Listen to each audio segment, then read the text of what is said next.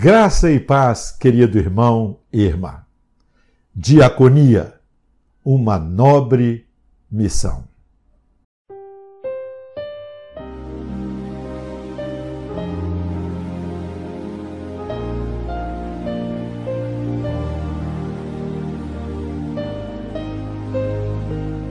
O serviço da diaconia é indispensável à vida da igreja enquanto comunidade visível. Cedo na sua formação, a Igreja de Cristo percebeu isso e tratou de instruir os diáconos, conforme vemos em Atos capítulo 6. Desta forma, enquanto os presbíteros se ocupavam em atender às demandas espirituais da igreja, os diáconos se dedicavam em acudir suas necessidades físicas e materiais. Então, os 12 convocaram a comunidade dos discípulos e disseram: não é razoável que nós abandonemos a palavra de Deus para servir às mesas. Mas, irmãos, escolhei dentre vós 7 homens de boa reputação, cheios do Espírito Santo e de sabedoria, os quais encarregaremos deste serviço. E quanto a nós, nos consagraremos à oração e ao ministério da palavra. Atos 6, versos de 2 a 4. A expressão atribuída à função dos diáconos, servir às mesas, demonstra a natureza e o propósito da diaconia. Servir às mesas implica em ser servo, em preparar os ambientes, provimentos, cuidado com as pessoas, organização e proporcionar aos presbíteros, pastores e bispos a condição necessária para fazer o trabalho espiritual.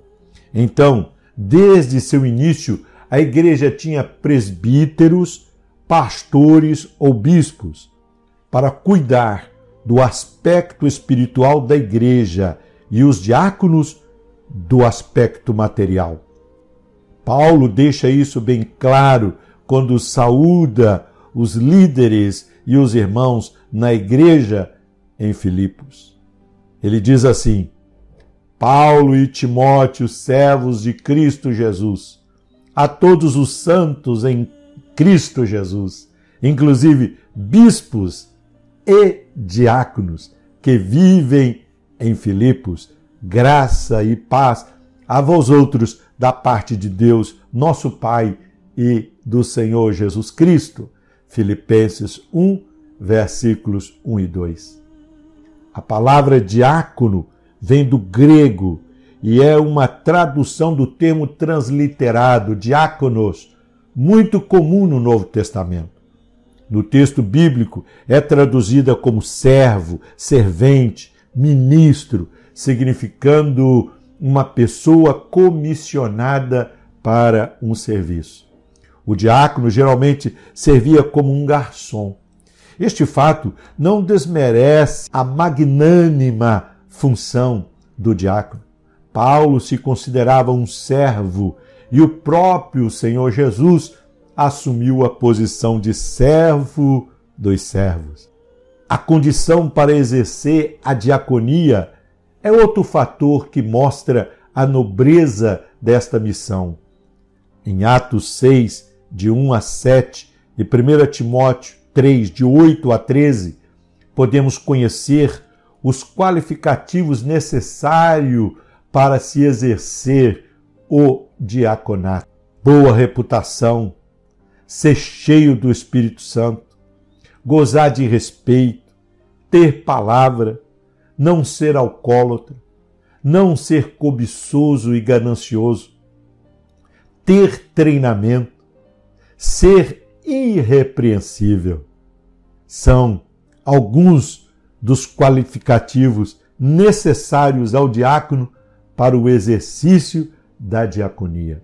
Muitos dos problemas que vemos hoje na igreja decorrem da falta que temos de ter pessoas qualificadas para o serviço da diaconia.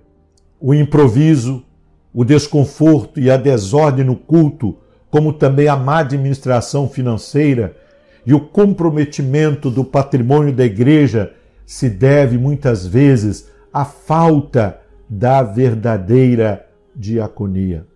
Os diáconos e as diaconisas podem dar uma contribuição decisiva para que o evangelho seja pregado e para que a igreja cresça. Para tanto, precisam cumprir sua parte, exercer o seu papel.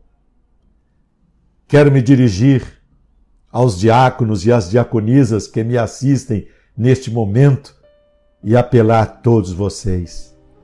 Dê ao seu pastor, aos presbíteros da sua igreja, o tempo e as condições necessárias para que tão somente se ocupem em consagrar-se à oração e à pregação da palavra.